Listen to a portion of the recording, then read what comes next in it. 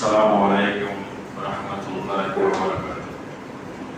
الحمد لله إن الحمد لله نحمده ونستعينه ونستغفره ونعوذ بالله من شرور أنفسنا ومن سيئات أعمالنا من يهده الله فلا مضل له ومن يضلل فلا هادي له وأشهد أن لا إله إلا الله وحده لا شريك له وأشهد أن محمدا عبده ورسوله. கண்ணியத்துக்குரிய எல்லாம் அல்லாஹ்வின் நல்லடியார்களே, அன்புக்குரிய சகோதர சகோதரிகளே, புனிதமிக்க ரமலான் மாதத்தில் 10வது நாளை நாம் அடைந்திருக்கிறோம். சோதனை என்ற பரீட்சையின் கீழ் சில செய்திகளை நாம் அறிந்துள்ளோம். அதில் நேற்று கீழ்நிலையில் உள்ள மக்கள் எப்படி அல்லாஹ் அருள் புரிகிறான், தீண்டாமையின் பெயரில், கருப்பினம் பெயரில் அவர்களுக்கும் அல்லாஹ் என்ன செய்யறான், நேர்வழியை கொடுக்கிறான். அந்த தீண்டாமை, அந்த சோதனை இல்லை என்றால் அவர்கள் அந்த நேர்வழியை அடைந்திருக்க வாய்ப்பு இல்லை. அந்த சோதனை அவர்களுக்கு ஒரு வாய்ப்பாக இருக்குது என்பதை அறிந்தோம். என்ற அதனுடைய தொடர்ச்சியாக இன்னொரு செய்தியை நாம் அறிகிறோம். இப்ராஹிம் நபியுடைய வரலாறை அறியிருக்கிறோம் ஓரளவு. அதற்கு முன்னாடி நபிசலாசத்தை பார்த்து அல்லாஹ் ஒரு கட்டளை எடுக்கிறான். இந்த மாதிரி கட்டளைகள் நிறைய இருக்கும். அதை பார்த்துட்டு இப்ராஹிம் நபி அலைஹிஸ்ஸலாத்து வஸலாமுடைய செய்திகளை பார்ப்போம். லாயு குர்ரன்னக, உங்களை ஏமாற்றி விட வேண்டாம். தகல்லுல்லதீன கஃபரு ஃபில் பிலாத் மதாஉன் இலாஹி, ஊர்களில் சந்தோஷமாக உல்லாசமாக உலா வரக்கூடிய காஃபிர்களுடைய, இறை மறுப்பாளர்களுடைய அந்த கவர்ச்சியை பார்த்து நீங்கள் ஏமாந்து விட வேண்டாம். அவர்கள் போகும் இடமே வேற, அது தற்காலிகமான ஒன்று. ஆனால் அவர்களுடைய கவர்ச்சியை பார்த்து நீங்கள் ஏமாந்து விட வேண்டாம். பதவிக்கோ சுகத்துக்கோ அந்த ஆசை வார்த்தைக்கோ நீங்கள் ஏமாந்து விட வேண்டாம் என்று அல்லாஹ் ஒரு எச்சரிக்கையை சொல்கிறான்.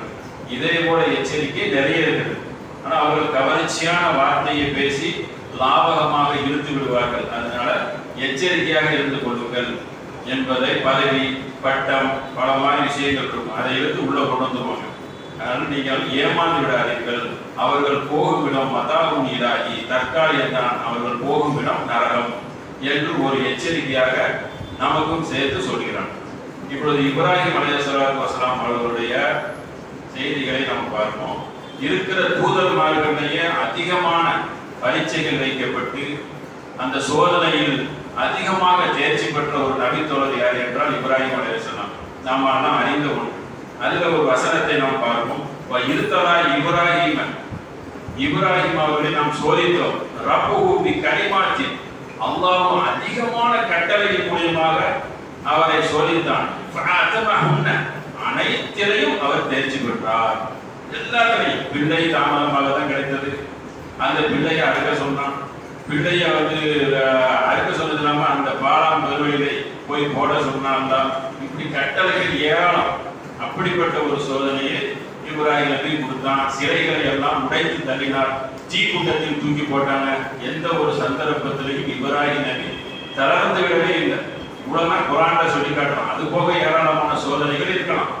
அவன் எதிரையும் தளர்ந்தது. தீ குண்டத்துல தூக்கி போடுறதுல தான் அல்லாஹ் ஒரு வசனத்தை சொல்றான்.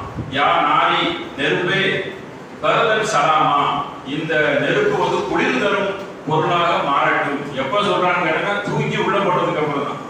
அந்த நெருப்புல போடுறதுக்கு முன்னாடி நினைத்தா இப்ராஹிம் நபி அந்த காஃபிர்கிட்ட வந்து சமரசம் ஆயிருக்கலாம். இல்ல கரெக்ட் தான், இதான் கடவுள் அப்படின்னு விட்டுருப்பான்ல. அதான தேவை போனவனுக்கு. நம்ம சிந்தித்து பார்க்கணும். குர்ஆன்ங்கிறது என்னன்னா வசனத்தை புறம் சிந்தித்து ஆய்வு செய்ய வேண்டியது. அஃபலா யதபரூனல் குர்ஆன் வலவ் கான மின் இன்தி கைரில்லாஹி லவஜது ஃபீ இக்திலாஃபன் கஸீரா. இந்த குர்ஆனை நீங்கள் ஆய்வு செய்ய மாட்டீங்களான்னு கேட்கிறான். உள்ளத்துல பூட்டி இருக்குதான்னு கேட்கிறான். அல்லாதவர்களுக்கு வந்திருந்தா நிறைய இக்திலாஃபன், முரண்பாடா இருந்திருக்கும். அங்க ஒண்ணு இங்கிட்ட ஒண்ணு இருந்திருக்கும்.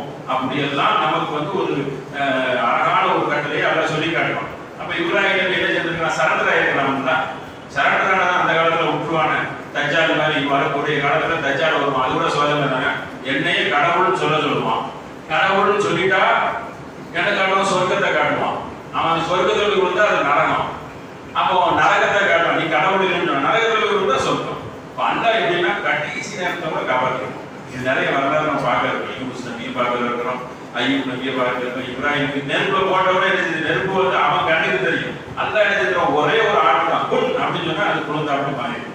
அந்த சோதனையே என்ன செய்யறாங்க, அப்படி துணிஞ்சிருக்கிறாங்க. அதனாலதான் அல்லா வந்து அவங்களுக்கு நண்பராக தேர்ந்தெடுத்துக்கிட்டான். பத்தறிந்தில்லாத இப்ராஹிம் கலீலா, இப்ராஹிமை நான் உற்ற தோழராக ஆக்கி கொண்டேன் என்று சொல்றோம். அப்ப இந்த முழுமையா தேர்ச்சி பண்ணிட்டு அடுத்து என்ன கேட்டா, கால இன்னி ஜாயிதுகளின் நாசிமாமா. இப்படி தேர்ச்சி பெற்றதுனால சோதனை வச்சு தேர்ச்சி பெற்றுட்டாங்க. தேர்ச்சி பெற்றதுக்கு அப்புறம் என்ன கொடுக்குறாங்க, ஜாயிதுகளின் நாசிமாமா, அவர் நான் தலைவராக்க போறேன், மனித குலத்துக்கு எல்லாம் தலைவர் அப்படின்னு சொல்லிட்டு அல்ல அறிவிச்சிட்டான். அறிவிச்சது ஒரு முக்கியமான செய்தியை கீழே பாருங்க. உடனே இப்ராஹிம் நபி வந்து எந்த உடனே நிறைய பிரார்த்தனை கேட்கிறாங்க. அதுல நிறைய பிரார்த்தனை, எல்லா பிரார்த்தனையும் அவங்க அங்கீகரிச்சிடறோம். அவங்க கேட்ட பிரார்த்தனை புண்ணியமான தவறு தான். அவங்களுடைய வாப்பாவுக்கு நேர்வழி பாவப்படி கேட்பாங்க. அதை தவிர்த்துட்டு பார்த்தா எல்லாமே அல்லாவது நினைச்சான் கபூல் பண்றான். இப்ப இதுல இது கேட்ட உடனே அல்ல அவங்க இப்ராஹிம் என்ன கேட்கிறாங்கன்னா, வகன் துர்ரியத்தி, என்னுடைய வாரிசுகள் அனைவரையும் கொஞ்சம் நேர்வழி கொடுத்துறேன் அப்படின்னு கேட்கிறாங்க. உடனே அல்லாஹ் சொல்றான், கால அகதில் தாலிமி, அநியாயக்காரர்களாக இருந்தால் நான் நேர்வழி காட்ட மாட்டேன். அவனுக்கு மனிதனுக்கு நம்ம கொடுத்துருக்கிறோம் அறிவை, நல்லது கெட்டது சிந்திக்க தெரியும். அப்படிப்பட்ட ஒரு பரிசு தான் சொர்க்கத்தை கொடுக்க போறோம். அவன் ஒரு மேஜிக் மாதிரி எல்லாத்தையும் ஆகுன்னு சொன்னாரு, எல்லாரும் நல்லவனா ஆல்ரெடி ஆயிருப்பானே, எதுக்கு தூதர் வர்றான். அப்ப அதனால அநியாயக்காரர் தான் காட்ட மாட்டாங்க. மக்களுக்கு வாரிசுகள்ல எல்லாரும் மக்களுக்கு ஆகிருக்கணும், அநியாயக்காரர் தானே இருந்தாங்க. ஒரு ரெண்டு நல்லவங்க இருந்தாலும் அநியாயக்காரர் இருந்தாலும் அநியாயக்காரர்களுக்கு நேர்வழி காட்ட மாட்டேன் என்று சொல்லி அல்லாஹ் வந்து இப்ராஹிம் நபிக்கு அந்த பதிலை சொல்றான். அப்ப இப்ராஹிம் நபிக்கு என்ன சோதனை வைக்கிறான், ஏகப்பட்ட துவாக்களை வந்து கபூல் பண்றான். என்னெல்லாம் கேட்கிறாங்கன்னு கேட்டா, ரப்ப அப்படி ஹுக்குமன், எனக்கு வந்து அதிகாரத்தை கொடு. அதிகாரத்தை கொடுனா ஆட்சி செய்யறதுக்கு இல்லை, மார்க்கத்துல அவங்களுக்கும் ஒரு கூட்டம் இருந்துச்சு, அவங்களுக்கும் ஒரு வேலை கொடுக்கப்பட்டிருக்கு. அதனால எனக்கு வந்து ஹுக்குமன், எனக்கு அதிகாரத்தை கொடு. வஹ்கினி சாலிஹீன், என்னை நல்லோர்களோடு சேர்த்து அப்படி அப்படின்னு சொல்லி துவா கேட்கிறாங்க. அதெல்லாம் அல்லாஹ் வந்து என்ன கபூல் பண்றான். வஜஅலி லிசானி வஸிக்கின் ஃபில் ஆஹிரீன், பின்வரும் மக்களிடம் எனக்கு ஒரு நல்ல கண்ணியத்தை கொடு. இன்னைக்கு வரைக்கும் கண்ணியம் இருக்கிற இப்ராஹிம் நபிக்கு அவங்க தான் ரோல் மாடல். நபிகள் நாயகத்துக்கு சரி, நம்ம அத்தகையாத்துக்கு பண்ற செலவாத்தையும் அவங்களை இணைச்சிக்கிறோம். ஹஜ்ஜி உம்ரா பண்ணக்கூடிய சுன்னத்து அஸ்ஸலாமு அலைக்கும் சொல்றோம், அது கூட இப்ராஹிம் நபி கொண்டு வந்து சட்டமா. ஏன்னா அவங்க வந்து வாப்புக்கு தாவா பண்ணச்சுல அவர் கேட்க மாட்டார். அப்ப நீங்க வந்து அவங்களுக்கு என்ன சொல்லி காலு சலாமா, அல்லாவுடைய சாந்தி உங்களுக்கு வரணும் அப்படின்னு சொல்லிட்டு போயிருவாங்க. அப்ப மாற்று மதத்துக்கு சலாம் சொல்ற சட்டம் கூட என்னது இப்ராஹிம் நபியுடைய வழிமுறையிலிருந்து வருது. எல்லாமே இப்ராஹிம் நபி நிறைய காட்டியிருக்காங்க. அதனால அவங்க கேட்கக்கூடிய துவாவை அல்லாஹ் அந்த கண்ணியத்தை கொடுக்குறான். அதுக்கப்புறம் என்ன கேட்கிறாங்கன்னா, வஜஅலி ரப்பிஹி ஜன்னத்தின் நயீம், எனக்கு என்னுடைய வாரிசுகளை எல்லாம் நிறைய சொர்க்கத்துல கொஞ்சம் சேர்த்துரு. அவங்க வாரிசுல வந்தது எல்லா தூதரும் பனி இஸ்ரேல் கூட அவங்களுடைய வாரிசுல வந்து அதுக்கப்புறம் யாக்கூப் நபி மூலியமா அவங்க அந்த பிள்ளைகள் மூலியமா தான் அந்த பனி இஸ்ரேல் யூதர்கள் வர்றாங்க. ஆனா இனத்துக்கு உட்பட்டவர்கள், அவங்க கொள்கையில போய் நம்ம இணைய முடியாது. அவர்கள் இனவாதிகள். இஸ்லாமம் மட்டும்தான் பரந்து விரிந்தது. எப்படின்னு சொன்னா, இப்போ நம்ம நினைச்சா இன்னைக்கு ஒரு பஞ்சாபியில வந்து சேர முடியாது, அங்க பிறக்கணும். அதே மாதிரி யூதர்கள்னா பனி இஸ்ரேல்ல பிறந்தாலும் ஏற்றுக்கிறோம், அவன் பிறந்தாலும் தூதரையே ஏற்றுக்கிறோம். அதனாலதான் நபிகள் நாயகர் முக்காவாசி ஏற்றுக்கல, முதல்ல ஏற்றுக்கிறேன்னு சொல்லிட்டு வந்து அப்புறம் பெட்டி அடிச்சிட்டான். அவனுக்கு வந்து அவன் கூட்டத்திலேயே தூதர் வரணும் அப்படின்னு. அவங்க வந்து இனவாதிகள், இனத்திலே இருந்தவங்க. கிறிஸ்தவர்களும் அப்படிதான் இனவாதி தான். அந்த கொள்கையில் அந்த அந்த மதத்துல அந்த இனத்திலே பிறக்கணும், பிறந்தாலும் ஏற்றுக்குவாங்க. இஸ்லாம் மட்டும்தான் எங்க இருந்தாலும் நினைச்சிருக்கான் சேர்ந்து கொள்ளணும். அவன் எதுக்கு அப்புறம் கிறிஸ்துவத்தை சேர வச்சான்னா, இஸ்லாமிய கிறிஸ்துவ நாடுகள் தான் பக்கத்துல வந்து இஸ்லாம் நாடாயிட்டு, எத்தோப்பியா ஆயிட்டு, லிபியா ஆயிட்டு, சிரியா ஆயிட்டு, எல்லா நாடுகளும் வந்து இஸ்லாமிய நாடா ஆனது ஆகா இது சரி வராதுன்னு சொல்லி தான் அவனுடைய சிஸ்டத்தை வந்து பிற்காலத்துல மாறிக்கிட்டான். நம்மளும் வந்து மதத்துக்கு கம்யூனிக்கு ஆன்சர் எடுத்துக்கலாம்னு சொல்லி மற்ற எல்லாமே வந்து அவங்க இனத்துல இருந்து வெறி பிடிச்சவங்க தான். யாரையும் தன் இனத்துல அவங்க சேர்த்துக்கவே மாட்டாங்க. அப்படிதான் இன்னைக்கு நிறைய இருக்கு. இஸ்லாம் மட்டும்தான் அல்லாஹ் வந்து மனித உலகத்துக்கு என்ன செஞ்சிருக்கான், ரஹ்மத்தா கொடுத்திருக்கான். அதனாலதான் தூதரை இன்னும் அஸ்ஸல்னாக ரஹ்மத்துல் ஆலமீன், யாருக்கெல்லாம் அருள்கொடையாக அனுப்பப்பட்டிருக்கான். அருள்கொடை என்னது, அனைவரும் வந்து இணைந்து கொள்ளலாம், யார் நினைத்தாலும் இணைந்து கொள்ளலாம். மற்றதெல்லாம் வெறி பிடித்த கொள்கைகள். அவங்க அப்படிதான் இருந்தாங்க. அப்ப இப்ராஹிம் நபிக்கு அப்புறம் தான் இந்த ஒரு வம்ச வழிகள் வந்து வருகிறது. அதனால அந்த சோதனை இப்ராஹிம் நபி தேர்ச்சி பெற்றாங்கன்னு சொல்லி இது இப்ராஹிம் நபியுடைய வரலாறு சின்ன ஒரு செய்தி தான். இதெல்லாம் விளக்கி சொல்ல வரல. அடுத்து நம்ம ஒரு செய்தியை பார்க்கணும். ஐயூப் நபி. ஐயூப் நபியை பற்றி மெயினாக அந்த அவங்க வந்து அந்த நோயினால பாதிக்கப்பட்டதுதான். சில கட்டுக்கதைகள் இருந்தாலும் அல்லாஹ் குர்ஆன்ல அவங்களுக்கு பயங்கரமான ஒரு துன்பம் நேர்ந்ததா சொல்லி காட்டணும். அதுல ஒரு நுணுக்கமான ஒரு செய்தி கீழே வருது, அதை நம்ம சேர்ந்து பார்த்துக்கிறோம். வா ஐயூப இதனால ரப்பஹு இன்னி மஸ்ஸனி துர்ரவான்த அரஹமுர் ராஹிமீன். என்னன்னா அவர் அல்லாஹ்வை பிரார்த்தனை அழைக்கிறார், அல்லாஹ்வே என்னை நீ காப்பாத்து, மஸ்ஸனி துர்ரு என்னை வந்து பயங்கரமான ஒரு துன்பம் தீண்டி விட்டது. ஏன்னா அந்த அரஹமுர் ராஹிமீன் நீ கருணையாளனுக்கெல்லாம் கருணையாளன். அரஹமுர் ராஹிமீன்னா வெறும் அரஹமான்னா கருணையாளன், அரஹமுர் ராஹிமீன்னா வந்து பயங்கர அது டபுளாக அந்த மாதிரி ஒரு அர்த்தம். கபீர்னா சின்ன பெருசு, அக்பர்னா ரொம்ப பெருசு. அரஹமுர் ராஹிமீன்னா கருணையாளனுக்கெல்லாம் கருணையாளன் அப்படின்னு சொல்லி நம்பிக்கை இழக்காம துவா கேட்கிறாங்க. அல்லாஹ் அதுக்கு சொல்றான், ஃபஸ்தஜப்னா அதை நாம் ஏற்றுக்கொண்டோம், லஹு சக்னா மாபிஹி மின் துர்ரி ஆயாத்தினா அஹ்லஹு மிஸ்லஹும். இதுல ஒரு முக்கியமான விஷயம் இருக்கு, என்னன்னு கேட்டா அவங்களுக்கு உடம்பு அந்த நோய்வாய் படைச்சல வந்து அவங்க குடும்பங்கள் நிறைய பேர் அவங்கள விட்டுட்டு போயிட்டாங்க, அவங்களோட இல்லை. பொதுவாகவே ஒரு பாரமா இருந்தா சில சமயம் போயிடுவாங்க, போகக்கூடாது, எல்லாரும் பயிர் பார்க்கணும். இருந்தாலும் தூதர்மார்களுடைய மனைவி கூட சோதனையை அந்த ஆகிதான் வச்சிருக்கான். நூஹ் நபியுடைய மனைவி, லூத் நபியுடைய மனைவி, அவங்கெல்லாம் கொள்கையை ஏற்றுக்கவே இல்லை. நூஹ் நபியுடைய மகன் கொள்கையை ஏற்றுக்கவே இல்லை. இந்த மாதிரி நிறைய இது ஒரு முக்கியமான ஒன்றே ஒன்று இருக்கு. மறுமை நாளில் நிறைய தூதர்கள் வந்து வருவாங்க, எல்லாரும் வருவாங்க. ஒரு பெரிய பெரிய கூட்டத்தை கூட்டி இருக்கிற பெரிய கூட்டம் நம்ம நபிகள் நாயகத்துடைய உங்கள் எல்லாரும் வரத்துல 10 பேர் 20 பேர் கூடுவாங்க. சில தூதர்கள் வரத்துல வெறும்னா சும்மா வந்து நிற்பாங்க, வீசலங்கை வருகை. அப்போ கொண்டாடியும் கேட்கல, குடும்பத்துல யாருமே கேட்கல. அது ஒரு சோதனை. அப்ப அல்லா கேட்பாங்க, யாருமே கேட்கல இந்த கொள்கைய அப்படிங்கிற மாதிரி தூதர் பதில் சொல்லுவாங்க.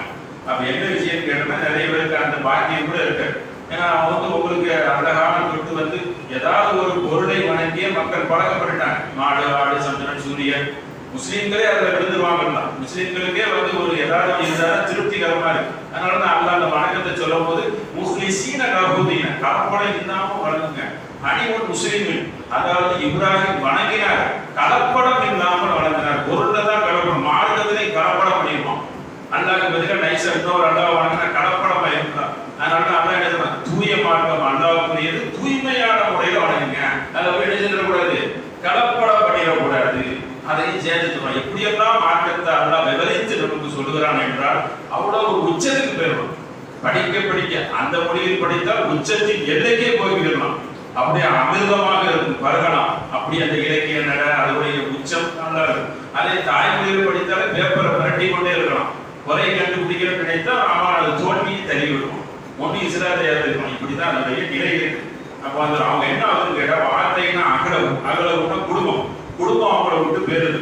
அதான் என்ன சொல்றாங்கன்னா, அகலவும் மிஸ்லவும் மாறும் ரஹ்மத்தன், அவருக்கு அந்த குடும்பத்தை அவரோட சேர்த்து வச்சோம். பணமாயிட்டா கொண்டாடி வந்துருவாங்கல்ல. ஒருத்தவங்க நல்ல இதை சீரியஸான நட்டாரத்தை விட்டுட்டு போறதுக்கு ஒரு நிறைய பேருக்கு இயல்பா இருக்கும். காரியம் நீர் வரைக்கும் இருப்பாங்க, சரியான சிக்கல் வந்துட்டா அந்த காலத்தை விட்டுட்டு ஓடிடுவாங்க. அப்ப பெரிய சிக்கல்ல இருந்திருக்காரு போல இருக்கு. மனைவி பிள்ளைகள் எல்லாம் போனது அல்லா என்ன சொல்றாங்க, மிஸ்லவும் அகலவும், பிற்பாடு அவர்களுக்கு குடும்பத்தை அவரோட சேர்த்தோம்.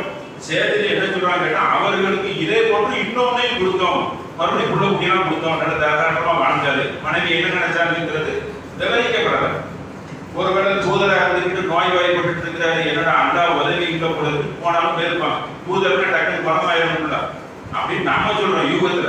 ஆனா வந்து அப்படி இந்த வசனங்கள் இருக்கு. இதெல்லாம் ஒரு அறிவுரை. அறிவுரைக்கு கீழே சொல்றான் பாருங்க. அல்லாஹ் எப்படி சொல்றான்னு கேட்டா, ரஹ்மத்தம் இபாதினா வ திக்ருலில் ஆலமீன், அவர்களோட நாம் அருளை வணங்கினோம். வணக்கசாலிகளுக்கு இதுவே அறிவுரை. இபாதினா திக்ருலில் ஆலமீன், அந்த வணக்கசாலியா இருந்தா இதான் அறிவுரை, சிந்திச்சு தெரிஞ்சுக்கோ அப்படின்னு சொல்லிட்டு இதோடைய வசனத்தை 21வது சூரா 38ல வந்து இதை வந்து இன்னொன்று சொல்றாங்க. இதே இதை வந்து இன்னொரு கொஞ்சம் சேஞ்ச் பண்ணி ஐயூப் நபியோட வரலாறு இதே மாதிரியே சொல்றான். ஐயூப இதனால ரபு, மறுபடியும் ஐயூப் நபியை ஞாபகப்படுத்தலாம். ஐயூப் நபி வந்து இந்த மாதிரி துவா கேட்டாங்க, மஷனி ஷைத்தான், ஷைத்தான் என்னை தீண்டி விட்டான், அதாவது நான் வேதனையில ரொம்ப கஷ்டப்படுறேன், காலை வைத்து பூமியில் அடித்தாரு, அதுல இருந்து ஒரு குளிர்ந்த வானம் வந்துச்சு,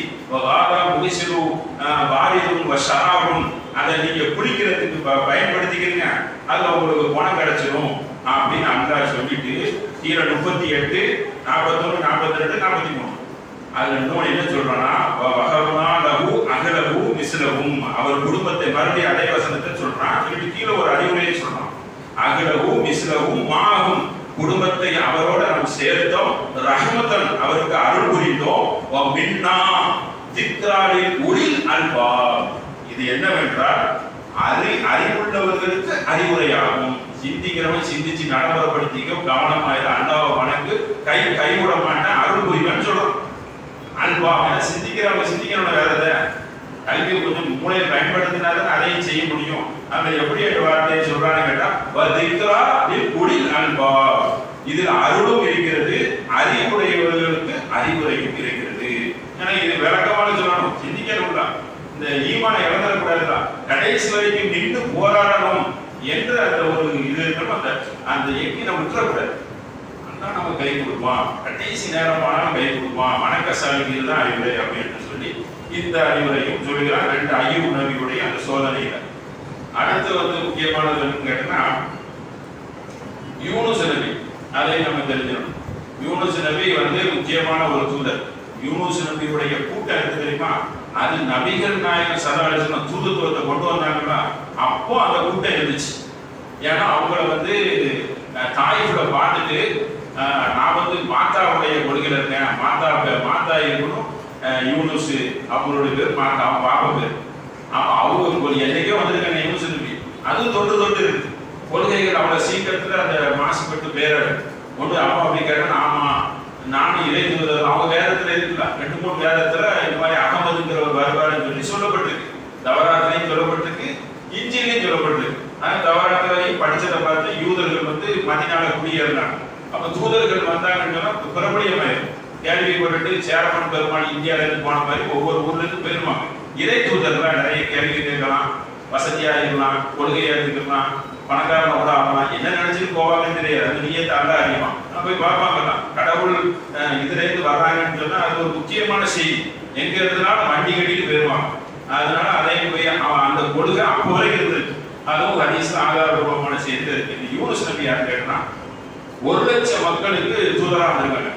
அதாவது 100,000 சொல்லி அதை நீ அனுப்புனா 100,000 பெரிய கூட்டத்துக்கு யூனுஸ் அலைஹிஸ்ஸலாம் தூதராக வந்திருக்காங்க. வரத்துல என்ன ஆகுது கேட்டா அவங்க கொள்கையை சொல்றதுல வழக்கம் போல மக்கள் ஏற்றுக்க மாட்டாங்கல்ல. அதனால அந்த கடவுளை பார்த்தாதான் ஏற்றுக்குவாங்க. பார்க்காம சொன்னா ரொம்ப விளக்கம் ஒரு பொருளை வச்சா ஈஸியா போயிரும்ல, அழகா இருக்கு ஏற்றுக்கிறோம். இன்னைக்கு நிறைய பேர் அப்படிதான் இருக்கும்.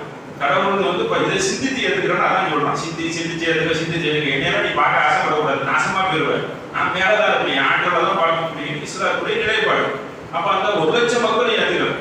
அப்ப யூனுஸ் நபி அவ்வளவு மக்கள் கொஞ்சமா மக்கள் கேட்டிருப்பாங்க. யூனுஸ் நபி அல்லாஹ்ட்ட துஆ கேட்கிறாங்க, இந்த மக்களை அழிச்சது கேட்கலன்னு சொன்னதும் யூனுஸ் நபி எப்போ ஒரு ஊரை அழிச்சாலும் அங்க உள்ள தூதர்களையும் சில ஆண்களையும் அல்லாஹ் என்ன செய்வானா அப்புறப்படுத்திடுவான். நீங்க அங்க இருந்து போங்க, எங்கேயாவது கிழக்க பார்க்க போங்க, மேற்க பார்க்க போங்க, திரும்பி பார்க்காதீங்க, சில சட்டம்லாம் போடுவோம்.